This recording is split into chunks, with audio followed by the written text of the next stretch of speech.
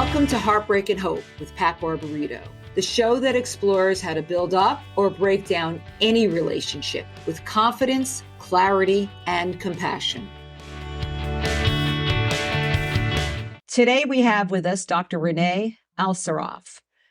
Dr. Alsarraf is the author of Sit, Stay, Heal: What Dogs Can Teach Us About Living Well. Now, truthfully, when I came across Dr. Alsarraf's book, I thought, wait, this story can't be true. It sounds like an after-school movie, like a movie special.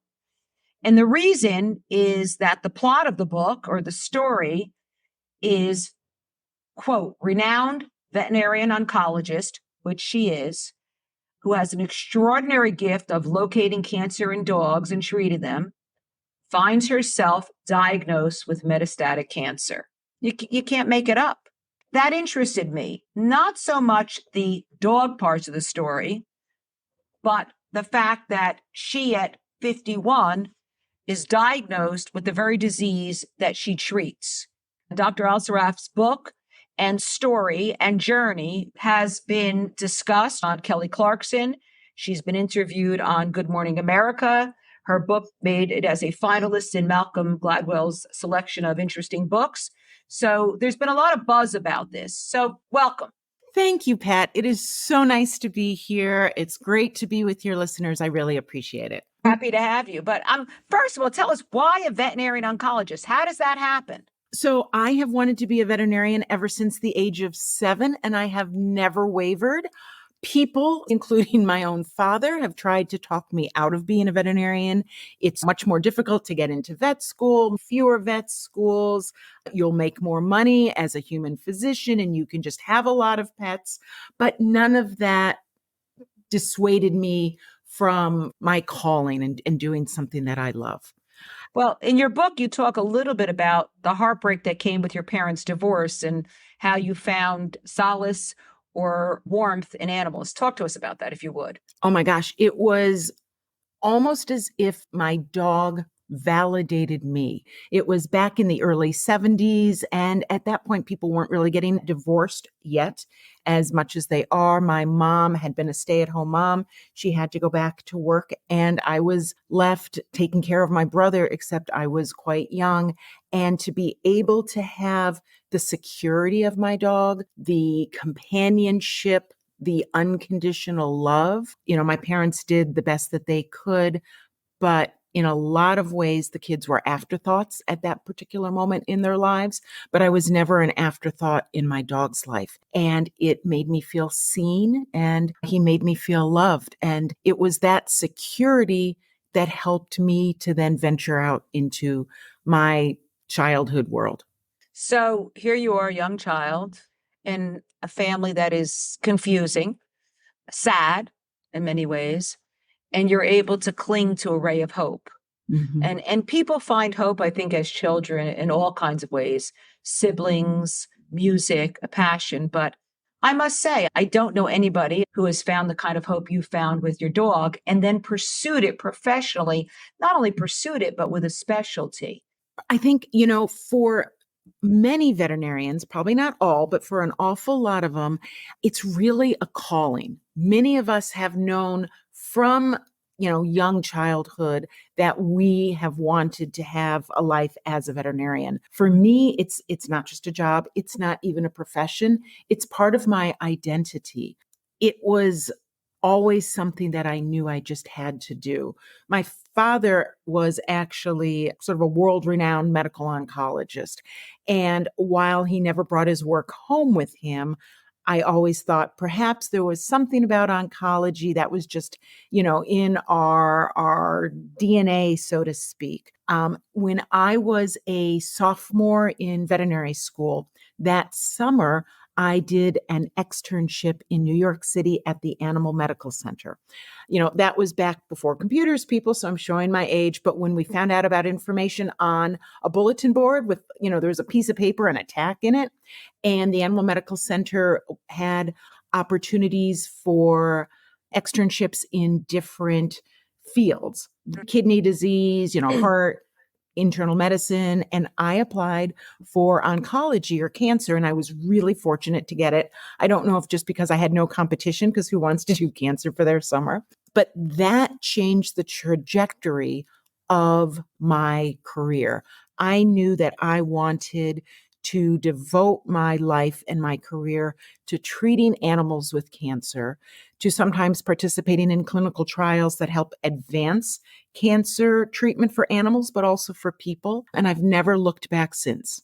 You think that your dad's profession and what happened between your parents and the divorce influenced that either consciously or subconsciously? Because it is a rather interesting choice to specialize in. Do you think that I'm always curious, I think everything sort of comes from way back when. If you're doing something as an adult, I always say, talk to me about your early years. There's always, I think, a connection. I mean, quite frankly, and this is the first time I'm putting this out there. And as you know, I've done an awful lot of interviews. We didn't live with my dad. We didn't see him a lot. So maybe there was a part, right, that wanted that connection with him and that approval from him by doing it. But I will say that doing oncology feeds my soul. And as an outsider, I can understand, and I hear so many times, oh my goodness, that must be so incredibly sad. How can you do that day in and day out? And while there are sad cases, the good parts about it are twofold. One, getting to know some incredible families for their pets who just want the best quality of life possible. It's different than, say, if you're a surgeon and a dog needs a new knee or knee surgery. That's one and done. They don't have that relationship. Whereas I would see those families or that individual every week or every couple of weeks for possibly a year, sometimes longer than that. That I love. The second part that I love is to be able to give a family maybe another summer or another 3 years with their pet where they really stop and pause, because we all take everything for granted. That's just life. It's human nature. But they stop doing that. They then cherish those days and that time with their furry friend. And to be able to see that, to see their gratitude, to feel their appreciation is really special. Well, you talk about it being sad, being an oncologist. It doesn't sound like a happy profession. But what's interesting in your book, Sit, Stay, and Heal, there's a lot of happy stories, heartwarming stories. And we're going to talk about that, about some of your individual patients later on. But I didn't find it a sad book. I found it encouraging, quite frankly, particularly and you open up with this, that, you're healthy, you're practicing, you're doing fine. And at 51, you're this perfectly healthy working mother and wife. And somehow you get diagnosed with metastatic cancer and your view of your profession shifts after all those years. How you see your patients, how you see those family shifts. How does that diagnosis change your practice and your view of your patients, Renee? All right, I'm going to answer that. I'm going to just do a little sidebar. Listeners, let me tell you, I am the poster child for why we need to go to the doctor every year. I never missed my gynecologic appointment, and I typically go in August. For whatever reason, I made the appointment in June, and I almost canceled it because, no offense, who wants to go to the gynecologist 2 months early? But I didn't because I was booked out of clinics. I hadn't missed a period. My periods hadn't changed. I wasn't more lethargic than normal. And unfortunately, I hadn't lost a pound. And, that's always my goal. But my gynecologist found what she thought was a nodule in my uterus.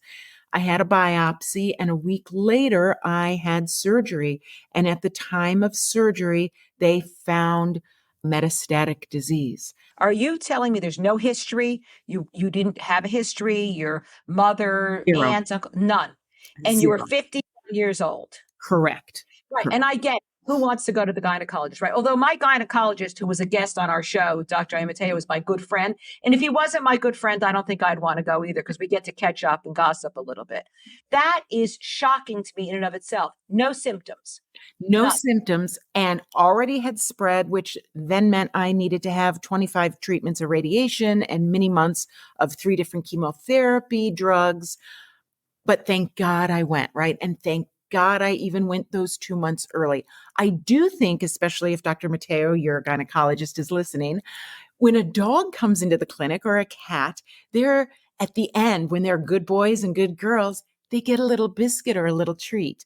Wouldn't it be great, ladies, after you go to the gynecologist, if they give you a little piece of individually wrapped Godiva chocolate? That's wonderful. Yes, I think that would be great. That's a great suggestion. Yeah. But I mean, how profound that you just thought, I'll go early. I mean, you had no symptoms. And you're right. When your patients come in, they're usually showing signs, because animals don't get regular checkups for that kind of thing. So it's a very different thing. But here you are. Let's talk first about, what is your reaction when you get this diagnosis? Because knowledge could sometimes be dangerous. You understand cancer. When you got that diagnosis, and you talk about it in your book, the absolute punch in the stomach, the devastation. Correct. Talk about that, if you would. Truly a sucker punch. You know, I am someone who can talk forever, feel sorry for my husband, but when I got the call, it was 7:00 at night, the day before 4th of July, and we were having 25 people for 4th of July. My refrigerator was stocked full of hamburgers and hot dogs, and I had made, potato salad and a cold cantaloupe soup. And I just sat down on the step going into the kitchen, and I was a jumble of thoughts. It was like a kaleidoscope in my head. I couldn't form anything, but I did think, and this is horrible, no judging, I thought, oh my God, why have I been recycling all this time? Which is ridiculous. We should all recycle. I love that. That actually went, and the fact that you're admitting it, I love you for that. Right. Thank so you. what have I been doing all this time? Or I would think, why didn't I have that ice cream yesterday? Right. What am I waiting for, right? Yes. I also thought, I need to go to the mall, which my husband did not think was funny. I thought it was hilarious. How old was your son? You have one son that you cherish and adore? Yes. He was a junior in high school. Okay. So 17, perhaps 16. So you sit down on the step, you have food in your refrigerator, you have a house full of people coming the next day. Here's the dog lesson. We canceled the 4th of July party, and a dog would have never done that. They would have chosen to be surrounded by their loved ones, by all the friends that love them, and enjoyed that food and had that support and good time. I couldn't see past myself for that. But one of the things you talk about throughout your book, Sit, Stay, and Heal, is how humans process devastating information versus how dogs process it. Mm-hmm. And how we fret and try to control and just shut down, where I don't know if a dog doesn't know any better, but it's an entirely different experience. It really is. And certainly, Lord knows I can fret with the best of them. But where has it ever got me? Not very far. I believe having all those negative thoughts and you use up that sort of negative energy, it just serves to push our cork down, and our cork is supposed to float, right? We're supposed to be good and happy, even though sometimes dealing with devastating news. But I believe that dogs use their energy in a much more positive way, which helps in healing, because you need those good thoughts. You need that healthy, positive outlook to heal better, to heal faster, to heal more thoroughly. I know, but you're an oncologist. You get that news. You know what that means more than the average person. Mm-hmm. And I understand that, of course, a dog doesn't understand that. They're happy they're getting extra attention or extra treats, and they respond. But as a 51-year-old woman and as an oncologist, hearing that news stops you in your tracks. I'm 66 years old. I am trying to be present, to be in the here and now. I listen to books on tape about the power of now and everything I can.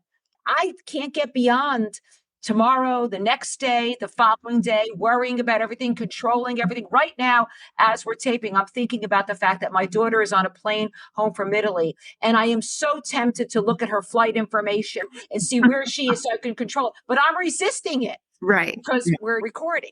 Right. So, because I think I could control that somehow, but we don't control anything. Correct. And worry is trying to control the uncontrollable. And yet another life lesson in Sit, Stay, Heal, what dogs can teach us about living well, is that dogs practice mindfulness every moment of their day. I know I might go to a long weekend spa with a couple of girlfriends and we talk about mindfulness in the class, and I'm convinced I'm going to change my ways. And by Tuesday, that's all out the window. But if we take a nod from our four-legged friends, they practice mindfulness. One of the ways I saw that was in chemotherapy. I would fret the week before. I hope my white blood cell's going to be fine. Will I get sick? How sick is sick? Will the nurse be able to hit my vein? And even after chemotherapy was done, instead of celebrating that milestone one more down, I thought, oh my goodness, it took her 3 times to hit my vein. What's going to happen the next time, right? All that stuff took me out of the moment. When a dog or even a cat is finished with chemotherapy, or even a rabies injection, they hop up, from their, say, seated or lying down position, and they're happy. They don't hold a grudge for, putting a catheter in them. They're looking for a treat. They're looking for a good dog or good boy and to get to go home. It's a better outlook. And I think it's human nature. Of course it is for us all to worry, but if we can all worry a little bit less, we'll all be a little more happy. So, Renee, when do you, as you go through your health journey, and we're going to talk about the outcome of that a little later on, but as you go through your health journey, when do you begin to soak in the lessons of your patients and their families? Was that an immediate process, or was it a slow process that you began to look at things differently? Because when you read your book, I mean, there's so many beautiful stories and encouraging stories. So how do you make that transition from, oh my God, I have this devastating disease, to I'm going to learn from what I do? It was pretty much right from the start, right? Because I remember, when my patients come in, say if it's a dog, often they're pulling at the end of the leash, eager for a sniff to find out who's there. Whereas when I walked in the first time, my tail was between my legs. It was a much different approach.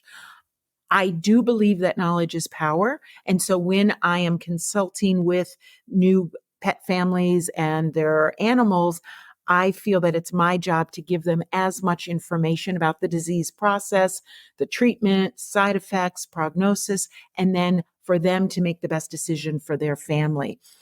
I knew that I wanted to approach it the same way, but I ended up taking a nod from my patients and my own dog. They literally set the treatment bar, my recovery bar, higher for me. How? They do so much better, right? They don't lament. They use their energy for positive things, but they also handle chemotherapy so much better. Biologically, it's just different, right? Because of their biology, or Yes. because of the mindset? Definitely both. So biologically, if most female dogs are spayed, the dog isn't supposed to run in the backyard the next day to chase a squirrel or bark at the mailman, but they do. After I was spayed or had a hysterectomy, I couldn't drive for a week. I was walking hunched over for many weeks. It's a very different process. The majority of dog breeds do not lose their fur with chemotherapy. People commonly will lose their hair with chemotherapy. So part of it is a difference in biological genetics, if you will. But the other part of it, no doubt, is attitude and approaching it. Well, you talk about losing your hair. It's so interesting because, let's face it, there's a vanity in that. I mean, it's like getting old. We look in the mirror, we think, how did I get wrinkles? How did that happen? But losing your hair, that's, a dog doesn't know or realize, I assume, that they lose their hair or their fur when they do, and it's limited. But when you did, or your hair thinned, it's a profound, it's obvious. It's cancer staring you in the face, whether you like it or not. So I'm wondering, do you think our perception of ourselves or our vanity influences how we heal? Yes, in a good way and in a bad way. So for me, I was hell bent on not losing my hair against the odds, right? And I don't know, I don't think that my medical team understood that because their population was a bunch of people that were bald. And let's face it, people, hair grows back. Right. But for me, I felt that if I gave up on my little strands, it was almost in part like I was giving up a little bit on myself. And I am such a fighter. And I think oncologists in general are such fighters, which it's good to have on your team, that I postured to try to save my hair. It was something that I couldn't control, but it was something that I could at least focus on. I think where vanity gets in the way is if, I have developed some lymphedema, which is swelling, some fluid under my tissues from the chemotherapy and radiation and surgery treatments. And many people do, especially those with breast cancer, up to 65% of women will experience that. And I've known some people that vanity has gotten in the way because they don't want to wear, say, that constriction sleeve on their arm, or they don't want to admit and maybe do some things to help themselves. When really, if they focus a little bit more on their health, if they listen to their bodies a little bit more, they could actually help themselves and get past that. One of the other lessons in the books is that dogs model for us, or hopefully teach us, the sanctity of self-care, right? How so? What do you mean by So, that? so the sanctity of self-care. For instance, for me, it doesn't matter if I'm not feeling well, I'm literally sick, I'm still going to go to work. I put myself last, right? Where so many of us are parents. We, of course, put our children first, our job, our house second and third. And even though maybe some clinical signs or our bodies are trying to tell us something, we might hear it, but we don't listen to it. Whereas when a dog is not feeling well, and again, I use the word dog just because the dog is the main focus in the book, although there is a chapter about a cat. And I could have used so many other pets. But for the sake of the book, when a dog isn't feeling well or they're tired, they rest, right? They don't push themselves. I judge myself by the amount of items I can check off my to-do list, even when I was going through chemotherapy and was really sick, right? That's foolish. Renee, I'm listening to you say this and I'm thinking about, I'm 43 years in practice. I've been working since I'm 14. I was saying to a young person I was talking to not too long ago, I was on vacation and I said, yeah, I've never taken a summer off since I'm 14. And, she's 22, college graduate, this person. She said, are you kidding me? I said, no, no, no, I've never taken a summer off. I've gone on vacation, obviously. And there have been times where I should have, or I should have taken a week off, or I should have paid attention. And I've been fortunate beyond belief to have not been diagnosed with anything as serious as you were diagnosed with.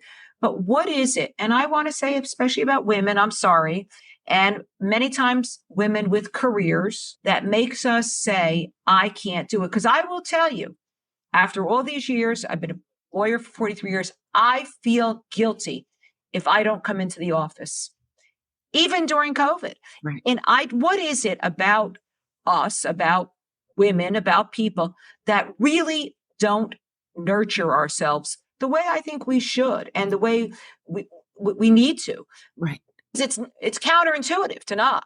Absolutely. We absolutely should. And I get that guilt because I have that same guilt, but guilty implies that you've done something bad or wrong. Well, We're not bad or wrong because we're not going in.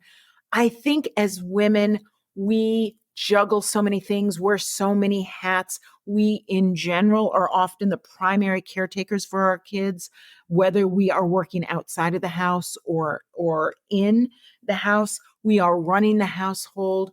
we perhaps have aged parents, and just when we want to be taken care of, we need to take care of Yeah. them. And at least for me, I really do think a fair amount of my own self-worth comes from being of service to others. And Yes. I am a work in progress, and I am still learning to take care of myself. I'm doing a much better job. I'm not saying that I enjoy it or that I really like it so much, but I am saying, hey, you know what? It's 7 o'clock p.m. You need to stop working, Yeah. or what have you. Well, or You know, you get better with age and you get better as life has experiences. I accept that. But, you are in a service business. And in many ways, I'm in a service business. And on the occasion where I haven't felt well, I thought, oh, I can't let this person down or that person's depending upon me. And, it's not just women. I've got my co-managing partner, Gary Botwinick, who is worse or as bad as I am about coming in. But women in particular, just we feel guilty. I don't know what else to say. And yeah. it's not particularly healthy, is it? It's really not. And here's the thing, like, I gave a lecture to the Cancer Treatment Centers of America, or a couple of lectures to them. And I was saying, when we feel badly, we should just take a pause and lay on the couch. We'll heal faster. It doesn't matter if you have strep throat, the flu. Like your Right, patients. like my patients. But, my dog is not allowed up on our furniture, but I could see her sneaking up on the new sofa, and it has a throw, right? A beautiful, like, chenille blanket that I never use because I'm saving it because it's so pretty. She's laying on my blanket, right? She's enjoying it. And I'm saving it for what pleasure?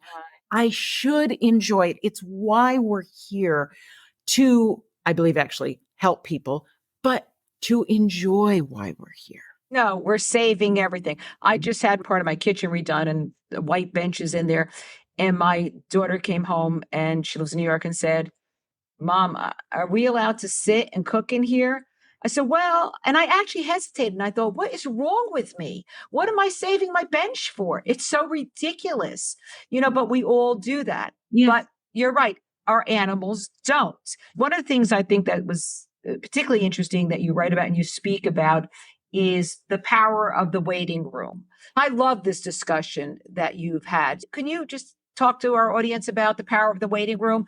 Human versus animal? Absolutely. It was actually another lecture I gave to City of Hope, Cancer Treatment Centers of America, their survivorship group.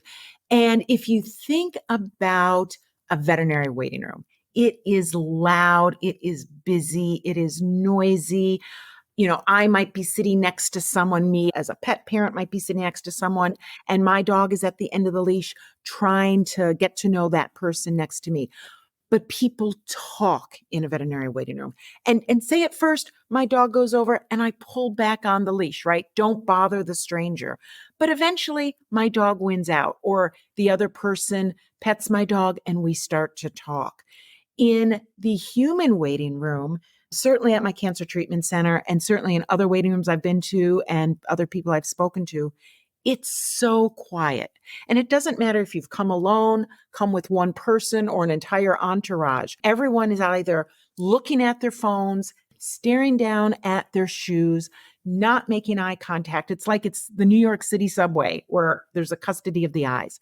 And yet we lose out when we are in that waiting room. There is so much to learn. First of all, in the veterinary waiting room, I would often, as long as people, first said yes, to introduce different pet parents to each other. And perhaps it's because there was someone new and someone that was seasoned, or they were going through a similar thing, and they would start to talk.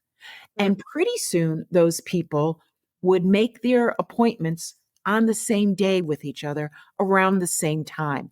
That cold waiting room became its own support group, and it was fantastic. I've even had clients that would then meet for lunch. Another set of clients went to a concert together, but it was this loving community that helped one another. In addition to the emotional support, they would often tell each other things about the side effects, how to deal with things, maybe what to ask the doctor for. So I started to do that at my cancer treatment center. How'd that work out? It was Because great. I don't think people liked it at first, and I didn't care. And I would say, whoever sat next to me, I figured that was on them. And I would say, so what are you in for? Right? Like it's a jail sentence. And while I was always fine to share my own story, I really wanted to learn from them. I learned a wealth of information that shortened and improved my recovery. So, with a couple of the chemotherapy drugs, it causes terrible bone and joint pain. And I found out through the waiting room experience that Claritin, what people take for allergies, works beautifully to help the bone and joint pain caused from chemo. had your doctors ever recommended that? Not Had the one doc? bit. And of course, I never did it without checking with all three of Of my course. physicians. And And what was the response? they would say, "That's a great idea. Oh my goodness, that can really help. You should do that." And I'm thinking, why didn't they tell me? Or some of the chemotherapy can cause really bad tingling and loss of sensation in one's hands and feet. And I had a friend, he was a tennis pro who was going through chemo at the same time, and he didn't do that. And he had great difficulty even feeding a tennis ball after, right? Because of the side effects to his hands and feet. So while I wore that cold cap on my head to preserve my hair, I would have the nurses wrap my hands and feet in ice packs. And I sat in ice packs for 8.5 hours every single time I had chemo. And while that sounds horrible, Yes, it does. right, I have great normal use of my hands and my feet. And a lot of people going through that chemotherapy have trouble buttoning up their buttons, putting in their earrings, doing those little fine motor skills. They have the dropsies or they shuffle. I don't have that because I learned that from people in the waiting room. Well, the power of community, right? I mean, Absolutely. it's a discussion that we could have. We could have a whole nother episode on community and the need for community. If we learned anything the last few years, particularly with COVID, and I'm sure if you've learned anything through your diagnosis, it's that community and sharing really does matter. It does. Dogs are pack animals, right? That's how they survived in the wild. Initially, they served to protect each other, to help hunt for food. They served as their own weighted blankets in the cold winter. If you remember the craze a couple of Christmases ago where everyone had to buy that weighted blanket Yes. because, right? And it's supposed to help with anxiety and security. It's supposed I bought one. I admit it. I right? bought one. So instead of having to go to the mall, especially if you've had a bad day, if you're sitting on the sofa and your dog comes up and lies beside you, or even better, on top of you, or your cat is purring and making biscuits in you, it is the best feeling ever. It is the best weighted blanket. And in addition, it's living, breathing, and loves you and adores you right back. So full disclosure, we talked about this when we were discussing our episode. I'm not a big dog person. Not that I don't like them, but I know the feeling of when my children lied on top of me when they were infants, how soothing it was and comforting, or even giving them as adults hugs or my grandchildren hugs. Dogs, speaking to you is so interesting to me because you look at the value of dogs in our lives so differently. I mean, so again, full disclosure, I did have a dog for my children growing up. My daughter, when she was 11, begged me for years. And I put all these conditions and she finally met them. I'm like, all right, whatever, we'll get the dog. And I would say, look, because I raised my children primarily alone, look, I'm having a hard time getting the three of us out of the house in the morning. Let's talk about this. And it was fine. And they went to college and I had the dog. And I was a good dog mother, but I don't know if I really was the dog mother that you would love as a patient or a parent because I did the basics, but I never really got to the level that you discuss. But what was interesting to me was my dog at 17 years old during COVID, and my younger daughter was home at the time, literally got sick on a Monday. Tuesday was very sick. Wednesday, we took her to the vet. And she said, she's very, very sick. You have to put her to sleep.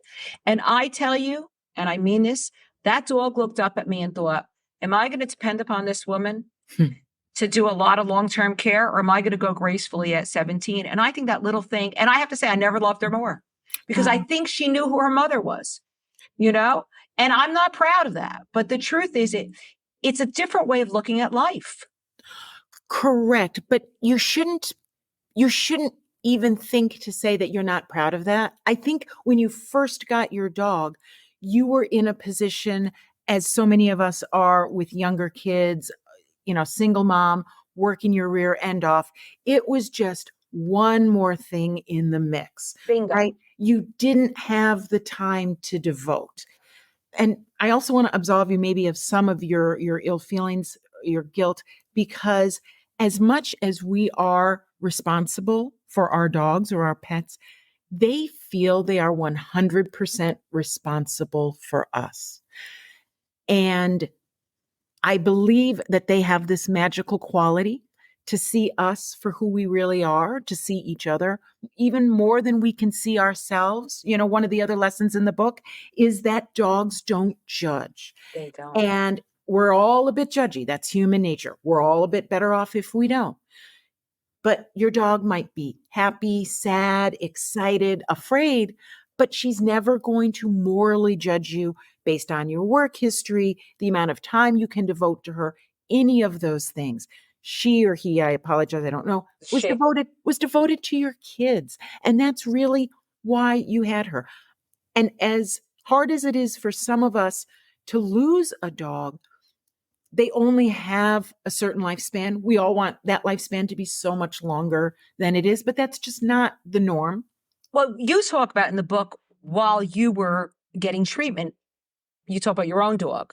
Yes. Would you share that with our audience? Yes. So the double sucker punch to my gut, or because I might have kicked an angel in heaven before I came down to earth, was going through chemotherapy. My own dog, who was my diligent nursemaid, Newton, or Nudie for short. How old was Nudie at the time? 6.5, almost 7. So young. Really young, developed lymphoma, which is a type of cancer of the lymph nodes. Again, you can't make this up. You cannot. And, we get our dogs as companions for your children, to go on hikes, to go on walks, to sit with us to watch TV at night. You never think that you're getting your dog and you're both going to go through chemotherapy simultaneously. You just don't. But we did. And on some level, it wasn't hard, but in the beginning, he really kicked cancer's butt, and he did great. He'd come home from his treatment and race to his food bowl, hoping magically there was food there. He didn't get sick. It was nice to see. And I think the lesson from him is he still always showed up for our family. He was, again, my nursemaid. My son would like to go shoot hoops out in the driveway in the back. He never missed a time, my dog, to go and bark at that big orange ball and try to take it from my son. And I'm not so sure, right, that I fully showed up for my family when I was sick and convalescing. I certainly, of course, tried to be there for the big things, high school graduation, etc. But I don't know that I was there for the little things. And sometimes too, going back to that one thought about how as women, we always think to do and be. Truth be told, the roof didn't blow off. My son still applied and got into college. My husband made some white underwear kind of pink, putting in red shirts, but we were okay. We were fine.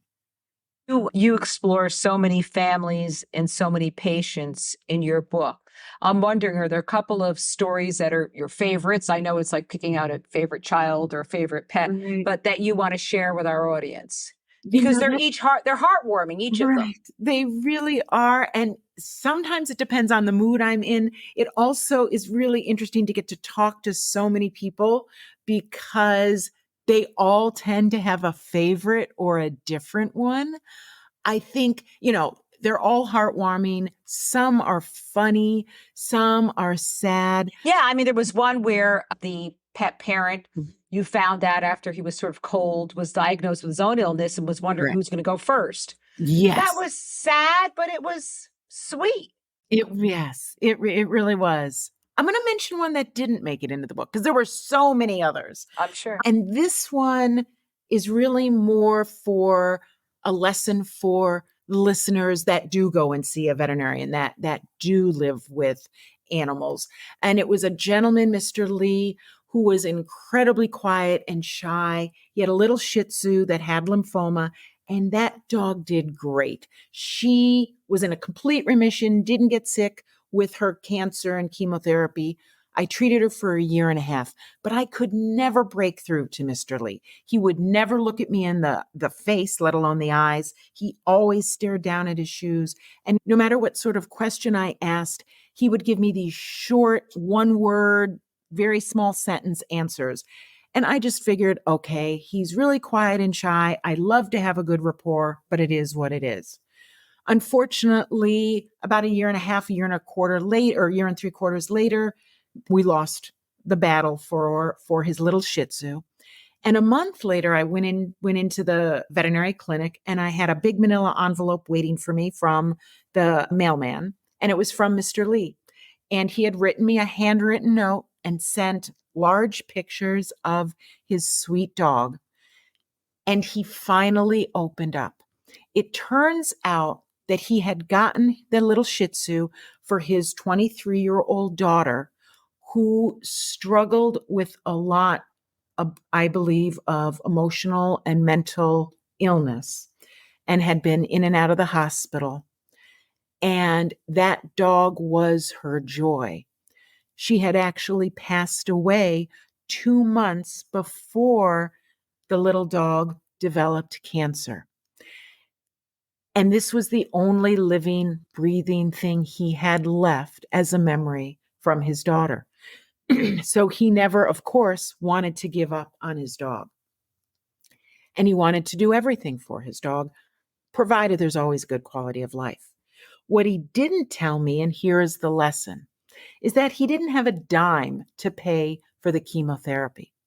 So after his day job, he took a second job, the midnight shift at the local grocery store, cutting cold cuts, and I might cry a little, cutting cold cuts for the shoppers the next day to have the money to pay for the treatments. Now, people, most of us veterinarians are completely bleeding hearts, softies. We want to pick up that little baby bird who fell out of the nest and nurse him back to health. If you tell us these things, we will try our best to find a way to work within your budget to cut costs as best we can. But I'll never forget that kind man, that quiet man. Yeah. I'm rarely speechless, but I must say I have chills. The impact of that story and the kindness of him to share that with you, Yes. not during, but at the end. The kindness of him to explain to you perhaps his avoidance, his pride, his shame, his heart is extraordinary.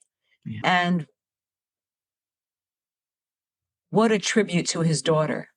Oh my gosh. Yes. Yep. What a tribute to his story. And that, you know, when your book, the subtitles, What Dogs Can Teach Us About Living Well. Well, you know, so what I hear from that story is we take care of the things that are important to the people we love. Exactly.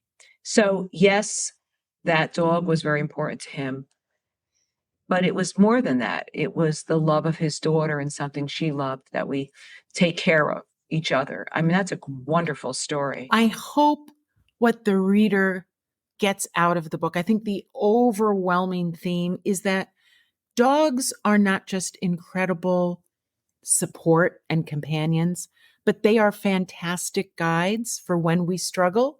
And we all struggle with so many different things.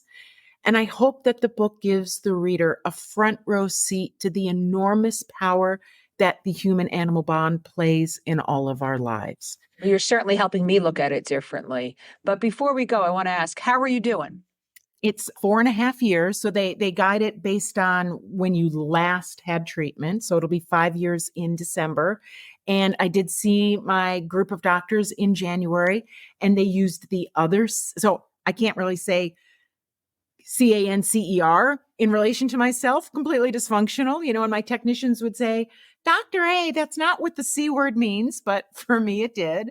So now there's a new C word, C-U-R-E, that they're using, taking it, one step at a time, but everything is really well. Thanks for asking. I am so happy to hear that. I mean, your energy, your enthusiasm is infectious. Your stories are delightful. They make a reader cry. They make you happy. And they even make somebody like me maybe thinking that, well, a dog companion might be a nice thing. So I really thank you so much, Renee, for being with us, for sharing your stories, for writing Sit, Stay, Heal, What Dogs Could Teach Us About Living Well, and for giving us a little bit of hope today, because we all need it. So thank you. Thank you so much for having me on. I love your show. Thank you. Thank you. Thank you so much for joining us today. Don't forget to follow us on your favorite podcast platform. Please give us a 5-star rating and leave a review so more people can listen in to Heartbreak and Hope with Pat Barbarito.